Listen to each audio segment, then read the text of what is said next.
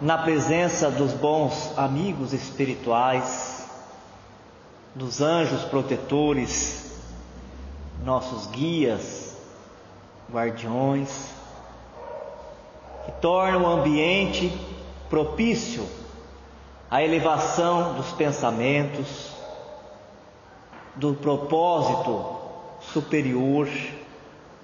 Nos encontramos mais uma vez reunidos em comunhão com o nosso Pai, o nosso Criador, para agradecer o dom da vida, para agradecer as oportunidades que nos concede, o apoio, o amparo, a presença amiga que nos leva a prosseguir para a frente e para o alto.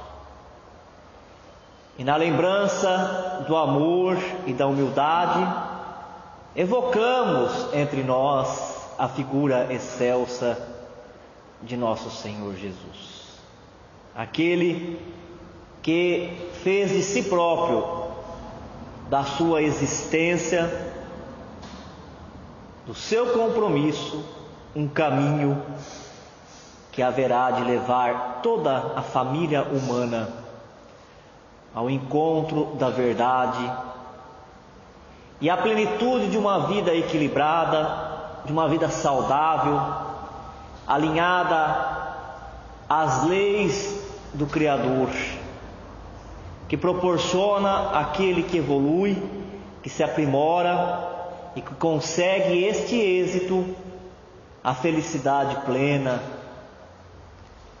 o desligamento das dores, dos sofrimentos e da ilusão que o espírito, ainda em processo evolutivo, cria de que pode ser feliz com coisas, de que a felicidade virá de fora, virá do outro, quando nós já conseguimos perceber no contato com os espíritos benfeitores que atendem a todos e que são felizes porque são úteis, porque prestam serviço, porque colaboram com Deus na construção de um mundo melhor, que eles são felizes, que sem ter nada em suas mãos, nenhum peso em suas costas, a expressão que nos traz é de leveza, é de suavidade, é de consciência tranquila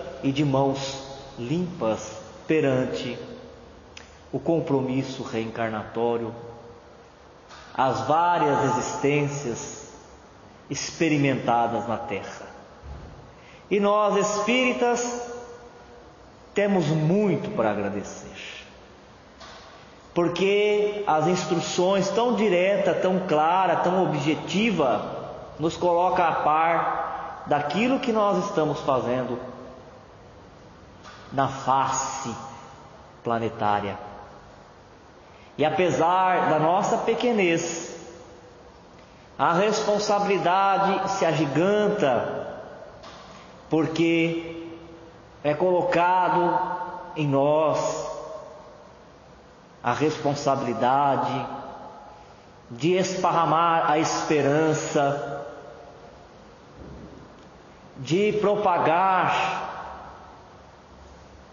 a melhora, o progresso, de mostrar que estamos sempre amparados por Deus, nosso Pai, e Jesus, que comanda essa equipe celeste. Nós somos agradecidos, Senhor, e pedimos que a sua presença espiritual nessa casa possa preencher todos os espaços com a sua essência divina, expulsando o mal, seja o pensamento em desalinho, seja o sentimento desgovernado, ou qualquer espírito mal intencionado. Que esse círculo de oração que se forma a partir desse momento possa gerar luz espiritual, possa criar estímulos para tocar o coração dos espíritos necessitados, para que eles, nesta noite, recebam um alívio, recebam a gota de misericórdia, despertem para um mundo mais feliz e se permita ser conduzidos às esferas superiores. Por este momento, por esse instante, nós já somos gratos, e por tudo aquilo que virá no transcorrer do estudo que vamos realizar, relembrando os passos do Mestre e de outros tantos que renunciaram os caprichos, renunciaram os gozos terrestres, os prazeres momentâneos, para que chegássemos até aqui. Nós queremos agradecer, e a perfeição que é o universo, as leis de Deus, a maneira que Ele organiza tudo, nós queremos louvar. Ó Deus, nosso Pai, muito obrigado, que assim seja.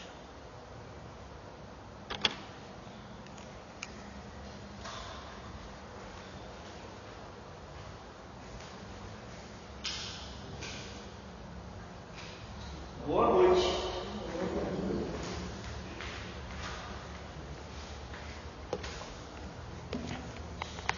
Estamos quase chegando no finalzinho do livro 2, né? Depois nós vamos para o livro 3 do EAD. O EAD é o estudo aprofundado de doutrina espírita. Nós estávamos estudando quarta-feira o chamamento de Levi, que é o Mateus, Pedro, André, João e Tiago Maior, e depois vão se transformar nos apóstolos de Jesus. Aí ficou uma parte para a gente encerrar ainda desse roteiro, nós não terminamos. E aí eu comecei a fazer um resumo lá em casa, por causa do tempo. Falei, vou fazer um resumo, a gente vai falando as coisas, mas não tem jeito. Essa segunda parte, sabe quando você fala, isso é dó deixar para trás, isso é judiação. Eu falei, não vou deixar nada, não. Se não terminar hoje, nós temos quarta-feira para terminar, porque o texto é bonito, ele é bem organizado. Se a gente tira, né, acaba ficando para trás. Então é a interpretação do texto. O texto foi lido quarta-feira. É um trecho que está em Lucas, no capítulo 5, versículos de 27 e 28, e no Evangelho de Mateus, no capítulo 4, versículos de 18 e 22, que trata de quando Jesus começa a chamar, convocar os trabalhadores, e se tornam discípulos dele, e depois, mais adiante, os apóstolos. Lá atrás, no primeiro livro do EAD, nós já estudamos qual é a diferença de discípulo e de apóstolo. O discípulo é todo aquele que se propõe e está preparado para seguir um mestre, quer dizer, que reconhece em alguém o mestre e aceita seguir. E o apóstolo, ele tem um compromisso maior, e além dele ser discípulo, dele ser seguidor, ele recebe do mestre, recebe o compromisso da continuidade do trabalho. Ele é o continuador da missão que o seu mestre veio trazer. No caso nosso, veio trazer para a terra. E no nosso caso, o mestre Jesus, os apóstolos são Mateus, Tiago, João, Pedro, os 12 apóstolos que têm a função de cultivar, primeiro semear e cultivar o cristianismo na terra. O chamamento de Jesus a esses apóstolos apresenta características inusitadas. Primeiro é a aceitação irrestrita e imediata à convocação. Segundo é a transformação operada nos seus espíritos. Então ele diz que o chamamento de Jesus aos apóstolos é inusitado, é diferente de outros chamamentos. Por quê? porque ela desperta neles transformações assim imediatas e decisões também imediatas. Quando Jesus chega nesses homens, na hora eles passam a seguir Jesus. Eles deixam tudo para seguir Jesus. O coletor de impostos deixa lá de cobrar o imposto, o pescador deixa a sua rede, eles deixam a sua família e vão ao encontro do compromisso que eles já tinham assumido com Jesus antes de se reencarnar. E a outra característica é a transformação rápida, porque nós adentramos a uma religião ou uma doutrina, às vezes a gente passa uma existência inteira querendo tirar um vício da gente e não consegue. Leva para outras encarnações, né? Um defeito. E a gente, com vontade, né? Reconhece, fala: eu tenho esse defeito, isso não é legal, isso não está sendo bom para mim, só tem me prejudicado e aos outros. Eu não quero mais agir assim, eu não quero mais ser assim. Quanto tempo se leva para mudar esse hábito? Uma existência, às vezes, atravessa essa encarnação. Então, o que tem de inusitado, de diferente, né? De novidade aqui, é a transformação rápida que acontece no espírito imortal destes homens, porque eles não mudam igual a gente quando muda de religião, a maneira de falar só, né, a aparência externa, a maneira de se vestir, os objetos acessórios da religião, a Bíblia, o crucifixo, a vestimenta branca. Não é isso que muda neles. Muda no impacto com Jesus o espírito imortal, que a gente sabe que não é fácil, né, de uma hora para outra. O Espiritismo já fala, a natureza ela não dá saltos, não dá saltos. Um espírito mau, ele não se torna bom numa encarnação, ele leva várias encarnações. Lá nos livros de André Luiz a gente vê que a gente encarna vindo de uma cidade espiritual que está numa dimensão, desencarna, volta para ela, não sobe, volta para ela e reencarna de novo, desencarna, volta para ela de novo. Quantas vezes? Muitas vezes. Só depois de muitas é que a gente sobe um pouquinho mais. Não? É igual aqui na Terra. Primeiro vem a flor, a florada nas plantas, depois se transforma em fruto, depois ela esparrama a semente, e cada coisa ao seu tempo, a sua estação.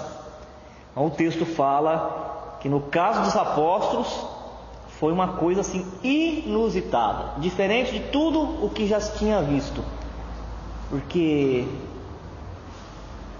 parece coisa de maluco, né? E de gente irresponsável.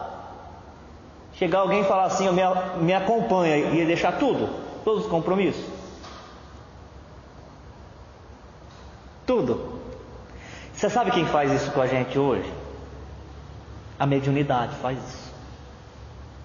E sofre para danar quem desobedece a ela, porque ela é a natureza, né? Ela fala assim pra gente: ó, larga tudo. E a gente fala: mas eu podia ter uma promoção no serviço, eu podia ser transferido para uma outra cidade. E ela fala, a mediunidade: larga tudo. Você lembra quando Jesus veio na Terra e ele falou: segue-me? Você seguiu? Não. Quanto tempo passou? 2000 anos.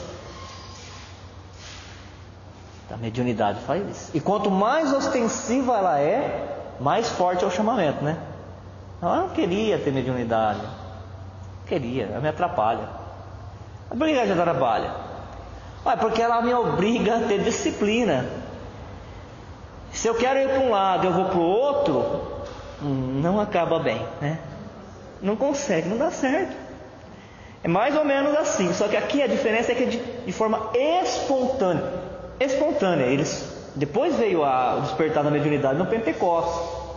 Nesse momento ainda não tinha havido, né, aquele afloramento da potencialidade, porque todos esses apóstolos aqui tinham mediunidade estrondosa, mas não tinha ainda, não foi através do fenômeno que eles foram. foi através da intuição. Quando Jesus se aproxima deles e fala, mesmo que de maneira incompleta, eles lembram de um compromisso que ele tinha assumido com Jesus lá no mundo espiritual, antes deles se reencarnarem. Deve ser uma sensação gostosa, né? Maravilhosa, transforma mesmo. Porque quando a gente tem contato com uma espiritualidade superior, essa experiência é tão rica, tão gostosa, nem que seja um êxtase numa oração, né? Porque não é fácil você chegar a alcançar o objetivo da oração, porque o objetivo da oração é você conseguir se transportar para um lugar no mundo espiritual, através do pensamento da mente, e sentir, registrar aquelas impressões gostosas de alívio, de pureza, né? De bondade, de plenitude. E nós conseguimos sempre fazer isso através da oração? Não conseguimos, né?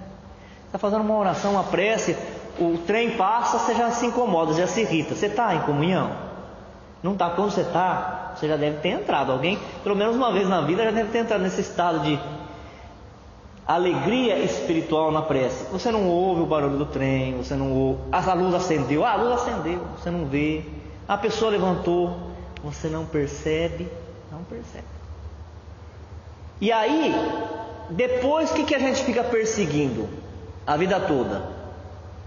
Quem já teve essa sensação gostosa? Fica perseguindo a vida toda entrar em contato com esta sensação maravilhosa, essa comunhão. Então esses espíritos, eles deviam estar num lugar bom no mundo espiritual antes de reencarnar, né? O encontro deles para conversar sobre as coisas da vida, as coisas de Deus, devia ser uma ceia, uma verdadeira ceia. Aí eles se reencarnam na Terra com o compromisso de receber de Jesus esse estímulo e dar continuidade. Então por isso, quando Jesus chega, eles têm essa intuição de que vai haver esse encontro, mesmo que o cérebro físico não permita lembrar com exatidão os pormenores, os detalhes. Aí de pronto eles abandonam tudo e vão seguir aquilo que está na natureza deles, né? No compromisso espiritual. É interessante notar que por todos os recantos onde Jesus deixou o sinal da sua passagem, houve sempre grande movimentação no que se refere ao ato de levantar-se e seguir. André e Tiago deixam as redes para acompanhar o Salvador. Mateus levanta-se para segui-lo. Os paralíticos que retomam a saúde se erguem e andam. Lázaro atende-lhe ao chamamento e levanta-se do sepulcro. Em dolorosas peregrinações e profundos esforços da vontade, Paulo de Tarso procura seguir o Mestre Divino, depois de se haver levantado às portas de Damasco. Numerosos discípulos do Evangelho acordaram de sua noite de ilusões terrestres, ergueram-se para o serviço da redenção e demandaram os testemunhos santificados no trabalho e no sacrifício. Ele está falando que Jesus sempre foi um estimulador, sempre foi um apoiador das transformações, do movimento, que é o que tem que fazer o cristão que herda de Jesus essa prática. Ele tem, por onde ele passar, ele tem que através do exemplo, da atitude, despertar nas pessoas a vontade de querer também seguir, de querer prosperar espiritualmente, de ter, né, aquela empolgação para o bem, aquele entusiasmo para o bem. A gente está sempre falando isso. O cristão não pode ser aquele que alimenta o pessimismo. Olha, o mundo acabou mesmo. Olha, as instituições estão falidas, estão mesmo. Olha, é o fim. Você sabe que o Cortella, o filósofo atual aqui do Brasil, falou que é o pessimista? Ele falou que o pessimista é o preguiçoso. Que atrás do pessimismo na verdade está preguiça, né? E é verdade. Só que ele explica direitinho lá, eu não consigo explicar. Mas ele fala e convence. Por quê? Quando eu falo que as coisas estão muito ruins, o que eu estou falando? Que não preciso sair do lugar, não preciso fazer nada, porque está ruim mesmo, e não vai melhorar. O pessimista é o preguiçoso que se esconde atrás das coisas que aparentemente não vai dar certo. Vocês acham que o mundo não vai dar certo? Claro que vai dar certo. Então o espírito, ele vai lá, ele está lá esperando o dentista, ele está lá esperando o médico, e as pessoas estão falando, está vendo? Olha, é o fim da picada, gente, está acabando, o Brasil não tem jeito, você está vendo até o Supremo. O espírito, ele fala, começamos a melhorar, nós estamos melhorando. Nunca o nosso país e o nosso planeta teve tão bom como está agora. Ah, você acha? Eu acho. Mas olha o que eles estão fazendo. Estão fazendo. E sempre fizeram. Só que há 20 anos atrás, há 30, há 40, há 50, quem ousasse trazer isso à tona, morria. Morria. Quem que ia falar alguma coisa de um juiz do Supremo Tribunal? Não falava porque eles eram certinhos, porque eles eram morais. Não falava porque tinha medo de morrer. Nós não estávamos recebendo as profecias que viriam os novos. Agora vem e a gente não quer aceitar, né? Ô Tomé, ainda estão falando dos apóstolos, nós somos Tomé. Parece que foi 2, 3 anos atrás, nós estávamos recebendo dos médiuns que tem uma sensibilidade mais aguçada, que já estavam reencarnando na Terra, e eles já estariam com idade assim, de moço para jovem. Agora então já estão adultos. Os espíritos engajados na construção do novo tempo, os destemidos, aqueles que não têm compromisso com o atraso moral da terra, e que então eles iam trazer à tona tudo que estava embaixo do tapete, e aí seria sinal de que a coisa estava melhorando muito, porque aí depois viriam os luminares, as estrelas cairiam do céu, se reencarnariam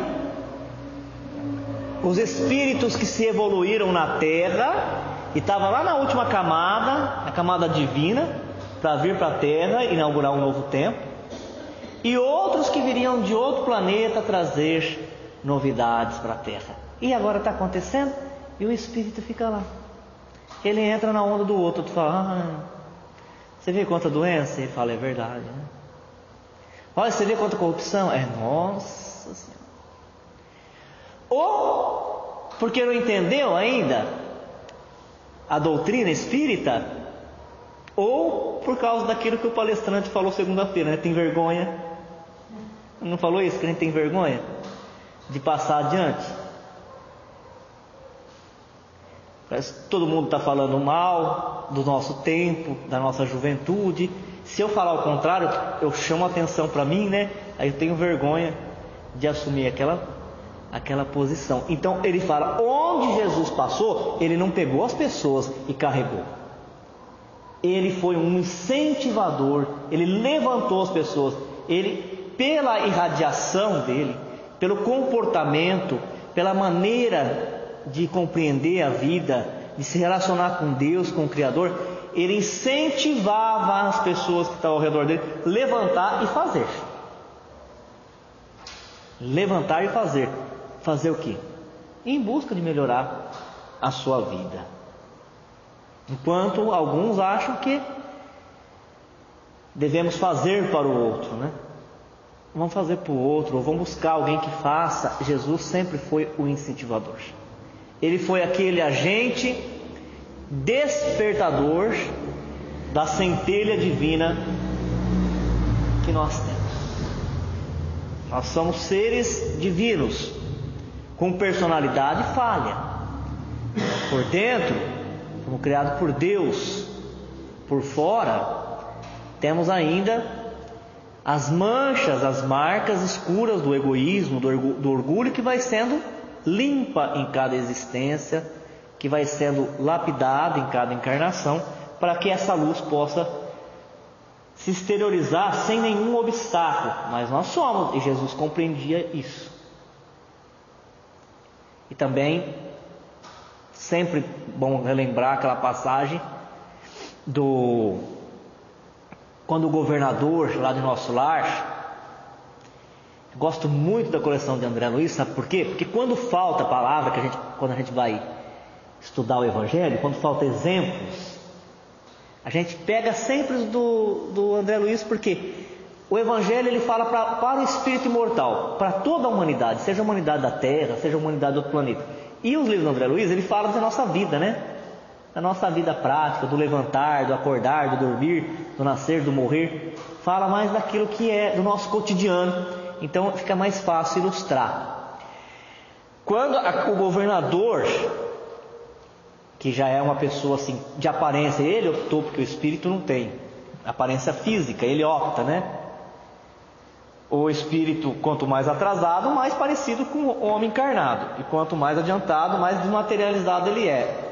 E no caso do governador do nosso lar, desmaterializado que ele é, ele toma a forma que ele quer.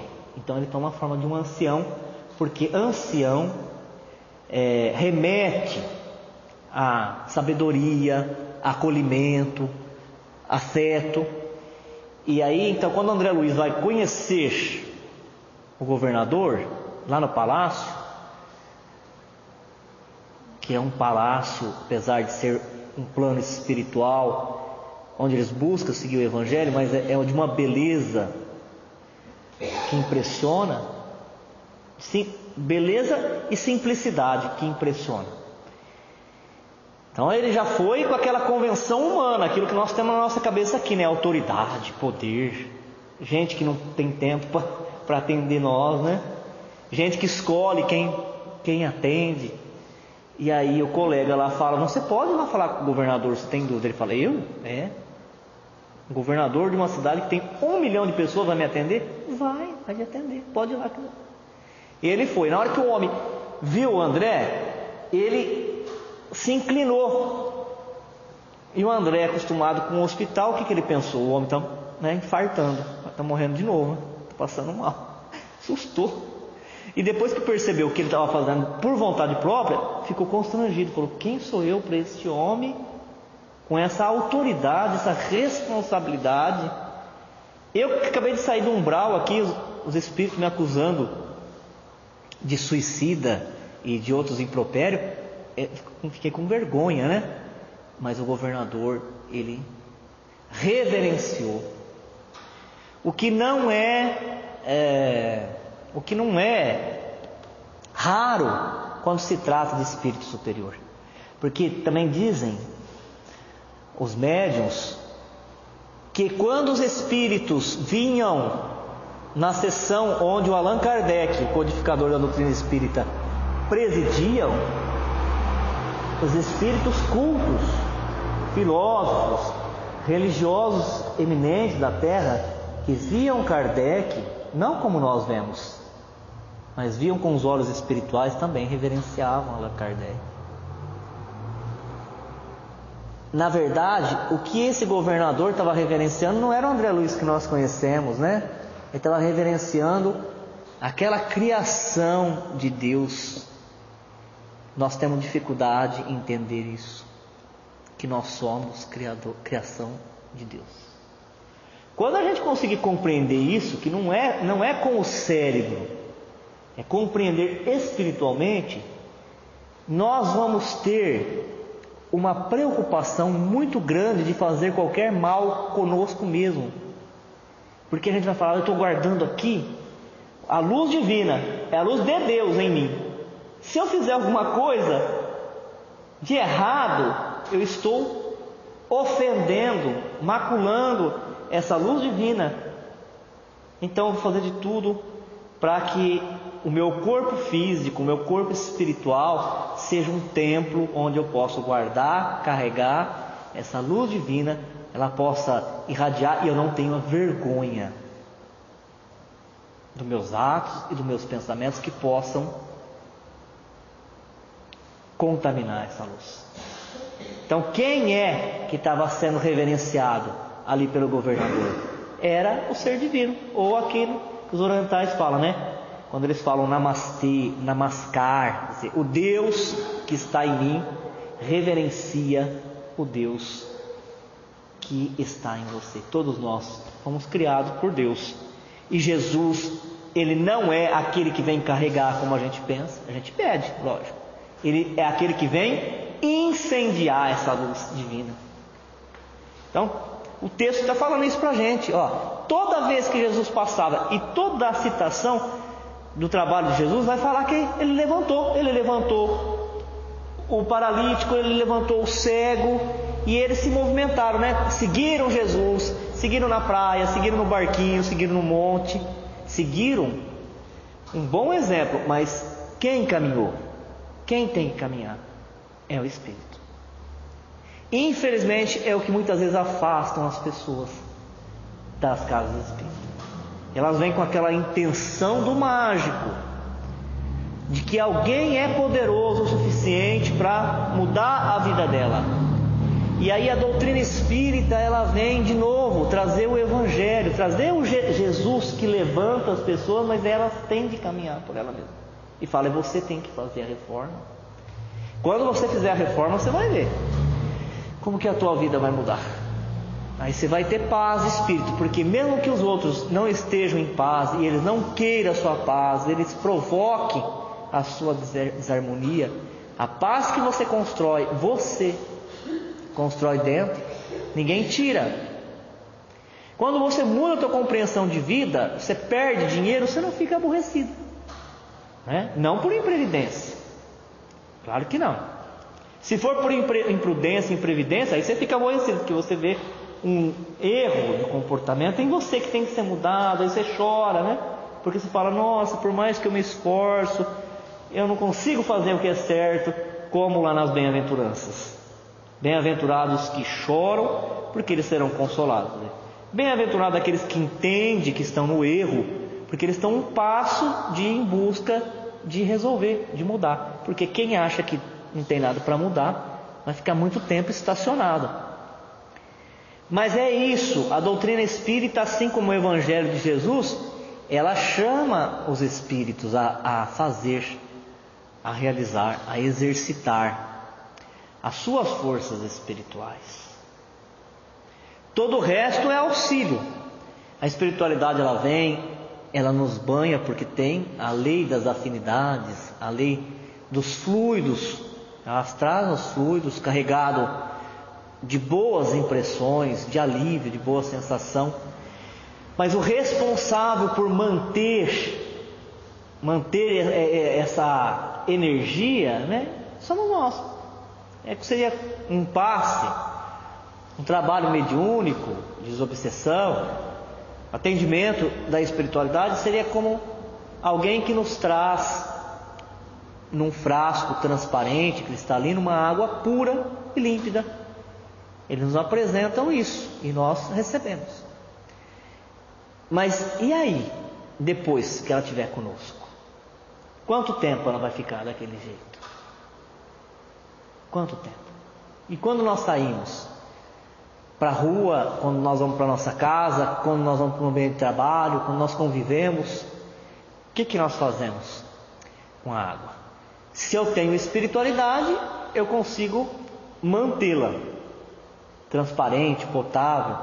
Mas se eu não tenho, daqui a pouquinho eu já contamino, né? A disposição de seguir Jesus de imediato é encontrada em todos aqueles que iriam mais tarde constituir o grupo dos 12 apóstolos. E é natural que assim fosse. Quando Jesus chama a si Pedro, André, Tiago, João e Mateus, é que eles conhecia as disposições íntimas e sabia que eles o acompanhariam e que eram capazes de desempenhar a missão que tencionava confiar-lhes. E mister se fazia que eles próprios tivessem intuição da missão que iriam desempenhar, para sem hesitação atenderem ao chamamento de Jesus. Em muitos passos do Evangelho se lê: mas Jesus, conhecendo-lhes os pensamentos, lhe diz: ora, como poderia ele conhecer os pensamentos dos seus interlocutores, senão pelas irradiações fluídicas desses pensamentos? E ao mesmo tempo, pela vista espiritual que lhe permitia ler-lhes o foro íntimo, muitas vezes, supondo que um pensamento se haja sepultado nos refolhos da alma, o homem não suspeita que traz em si um espelho onde se reflete aquele pensamento, um revelador na sua própria irradiação fluídica, impregnado dele. Aqui então, quem está fazendo a interpretação da passagem evangélica deu uma aula de fluidos, né? Olha o que ele fala assim: que cada um de nós é uma fonte irradiadora. Nós irradiamos, igual uma lâmpada, igual o foco de uma vela que irradia por toda parte. Essa irradiação, ela leva consigo o fluido, porque entre nós tem o fluido cósmico universal. E ela leva, assim como a onda de televisão, ela leva a mensagem da imagem e do som, essa onda que nós irradiamos leva o conteúdo do nosso foro íntimo, leva o nosso pensamento. E esse pensamento que nós emitimos sem parar, ele chega na mente das outras pessoas. Se ela tem a dupla vista igual de Jesus, então na hora, naquele contato já, a pessoa, se ela está encarnada, ela tem essa mediunidade, ela já vê. Ela já vê qual é a intenção da pessoa, aquilo que a pessoa realmente quer. Mas mesmo que a pessoa não tenha essa dupla vista, ela está recebendo mensagem sem parar dessa pessoa. Então, com a convivência, mesmo que ela não tenha a capacidade de ver a aura ou a capacidade de ver a irradiação, de tanta aquela onda do pensamento da pessoa vir e adentrar direto à mente dela, ela tem intuição, ela passa a ter intuição das pessoas. Por isso nós conhecemos uns aos outros. Nós conhecemos. Mesmo aquela pessoa que tenta passar a impressão de ser diferente, nós conhecemos o foro íntimo de cada um. Então, quando a pessoa chega perto de nós e faz um discurso, às vezes na primeira vez, depende da sensibilidade de cada um, nós não percebemos se é de verdade ou não. Mas com a convivência, a gente percebe. Porque há essa irradiação. Então a gente sabe quem são as pessoas que estão ao nosso redor, o que elas querem da vida, qual é a intenção dela de verdade. Quer ver? Então ele fala aqui, os discípulos, eles já traziam dentro dele essa vontade de realizar esse trabalho com Jesus, e eles irradiavam aquilo, e Jesus então via a vontade dele, o foro íntimo. Por isso que com autoridade falou: sigam-me, e eles de pronto seguiram. De pronto eles seguiram. E é por essa irradiação que nós atraímos os espíritos. E está difícil das pessoas entenderem isso. A gente fala, e tem que falar sempre. Inclusive para nós mesmos. A tua irradiação está trazendo espírito. Nós vamos fazer o trabalho. Nós vamos pedir para a misericórdia divina deixar o espírito vir se comunicar conosco. Quem sabe ele compreendendo alguma coisa do Evangelho, ele não se livra de você. Porque você está castigando ele, o espírito. Mas se você não mudar a tua fonte irradiadora, quem que você vai atrair para você? De encarnado, desencarnado. Ele fala: eu não tenho sorte. Que sorte, gente? Eu não tenho sorte, onde eu vou atraio. Parece um imã, e é um imã mesmo, mas não tem nada a ver com sorte, não. Tem a ver com a qualidade dos pensamentos e dos sentimentos que você emite. Eu estou sendo traído. Você plantou traição. Estou sendo incompreendido. Você plantou incompreensão. Esta é a lei. Estou sentindo solidão. Você desprezou a companhia dos outros. E agora o que eu faço? Tudo diferente. Tudo diferente. Quando você tiver vontade de cuidar de uma coisa para você, abra a mão dela e vá atender os outros. Você vai ver como vai mudar. Ah, mas a gente vem aqui só para isso não. A gente vem aqui para outras coisas. Eu vou abandonar a minha vida? Que vida? Se você só sofre quando faz diferente disso, né? Não é isso, gente? É ou não é? Quando a pessoa não está engajada no projeto do bem, de fazer a caridade, ela só sofre. Que vida que ela quer? Mas quando ela está engajada, ela segue Jesus, ela é feliz, até com um pouquinho de peixe, de pão que tinha, né? Até com um pouquinho de pão e peixe ali para compartilhar. Aliás, a gente era mais feliz quando era criança. A criança tem umas coisas, né, na criatividade.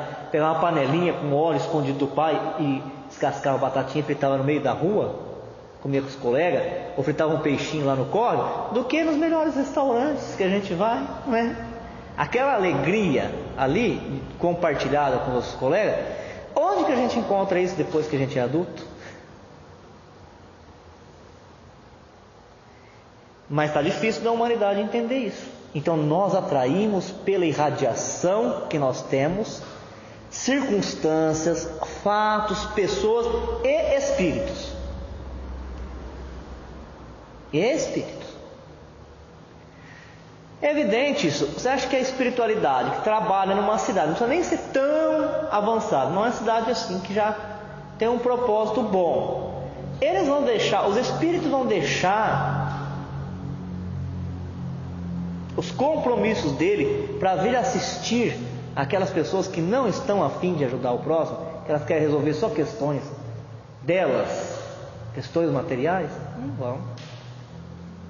Não vão. Então a gente vê trabalhos nas pessoas montando trabalhos para resolver problemas. Então qual é o teu problema? Ah, eu quero trocar de carro, trocar de emprego. Que tipo de entidade que ela vai atrair? É a irradiação dela. É a irradiação. E assim na nossa vida pessoal. Os espíritos, fala lá o livro dos espíritos, que tem a nossa evolução, ou maior, eles conseguem enxergar todos os nossos pensamentos, toda a nossa história, e até mais do que nós mesmos, porque eles conseguem ver encarnações passadas que nós tivemos, que nós estando encarnados não conseguimos enxergar. Quer dizer, nós somos um livro aberto aos espíritos. O segredo então da espiritualidade, de viver a espiritualidade, é mudar a companhia espiritual. Só que nós não mudamos a companhia espiritual se nós não mudamos nossa maneira de viver. Precisamos mudar a maneira de viver. O encontro com o Mestre e subsequente chamamento de Jesus os fazem recordar a missão que tinha assumido antes daquela experiência reencarnatória, quando se encontravam no plano espiritual. Daí o atendimento imediato, colocando em planos secundários a família e as obrigações profissionais. Frente a frente com o Cristo, os apóstolos recordam ainda que de forma incompleta que deveriam realizar algo grandioso. Olha só o trabalho que fizeram os apóstolos junto com Jesus. Algo grandioso que concorreria para a harmonia do universo, porque estariam executando a vontade de Deus na categoria dos seus ministros. Essa frase é fabulosa. Ela fala que Jesus e os apóstolos se comportaram como ministros de Deus, executando a vontade dele na terra. Então eles estavam colaborando, porque não está completo ainda, né? Colaborando para a harmonia do universo. Ele não fala nem do planeta. Como nós fazemos parte do universo, como o planeta Terra faz parte do universo, se o planeta Terra melhorar, ele melhora o contexto onde ele está. Se uma pessoa melhora, ela melhora a comunidade onde ela está. Se uma casa que está caindo, desabando, ela melhora, pinta uma casa, ela já melhora toda a aparência e a harmonia daquele ambiente. Então, quando a Terra fizer a passagem para mundo feliz, ela vai mudar a qualidade do sistema solar inteiro e, por consequência, do universo, porque nós irradiamos. E de novo a questão da irradiação, né? Nós irradiamos e a irradiação não tem limite. Meu Deus do céu, não quero nem ver quando desencarnar e que eles me mostrar lá no telão para onde está indo meus pensamentos, né? Sem fim, sabe, caminhando igual aqueles cavalos em disparada. O pensamento nosso, ele está caminhando para o universo sem fim, não tem fim. Então tudo que nós estamos produzindo está tendo as suas consequências e os seus efeitos. E não tem como esconder isso. No corpo físico a gente esconde com roupa, maquiagem, mas nas questões espirituais não tem como esconder. Nós somos quem nós somos. E vamos melhorando cada vez mais. Para encerrar o de hoje, mas isso é muito bonito, né? Aquele, quer dizer, que faz a vontade de Deus está sendo o seu executor. O braço de Deus está colaborando para a harmonia de todo o universo. Quer dizer, que aquela pessoa que está trabalhando, fazendo aquele trabalho simplesinho, aparentemente simplesinho, né? Pegou lá um passarinho que caiu da árvore, está dando comidinha na boca dele. Ele está sendo um braço de Deus. E está ajudando uma pessoa de idade a atravessar uma rua, que está levantando-se do banco do ônibus para um idoso sentar. Onde nós chegamos, né, gente? Está fazendo a vontade de Deus e está colaborando para a harmonia do universo inteiro. Então, tirando a fome de quem tem fome, orientando, dando uma palavra amiga. As missões dos espíritos têm sempre por objetivo o bem, quer como espíritos, quer como homens encarnados.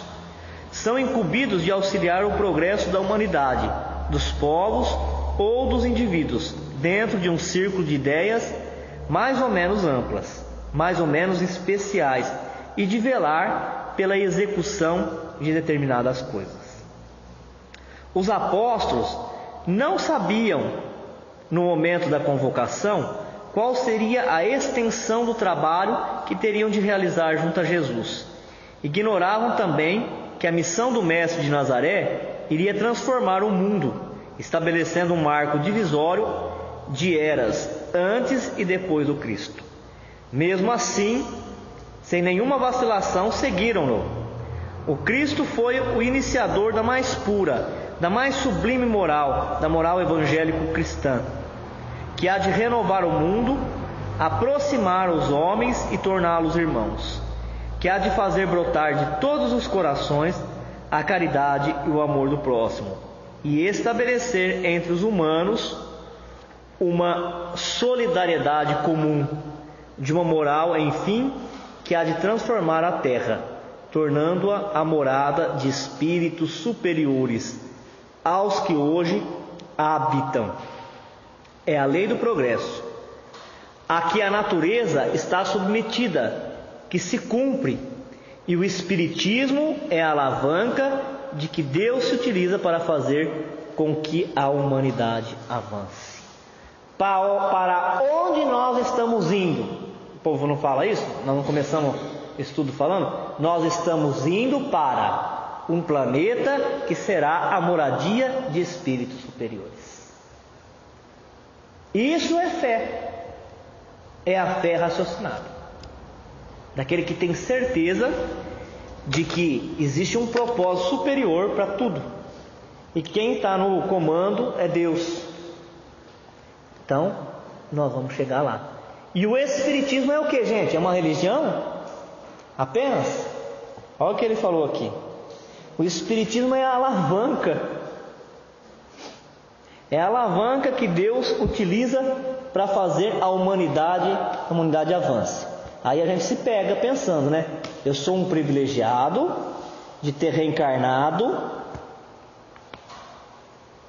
num momento tão crítico que o planeta está vivendo, de grandes transformações. Sou privilegiado de nascer e entrar na doutrina espírita, ter contato com ela. Ou eu sou igual aquelas crianças nas brincadeiras que eram café com leite, e Deus falou assim: não, eu vou colocar você ali, quem sabe agora, né? Porque olha só, a responsabilidade do Espiritismo é a alavanca que Deus está usando para impulsionar o progresso da humanidade. Então, que posição que eu estou? De merecedor, privilegiado, ou aquele fraquinho que estava lá atrás, na marcha, né? Deus falou: deixa eu pegar isso aqui, põe lá, vamos pôr lá na alavanca para ver se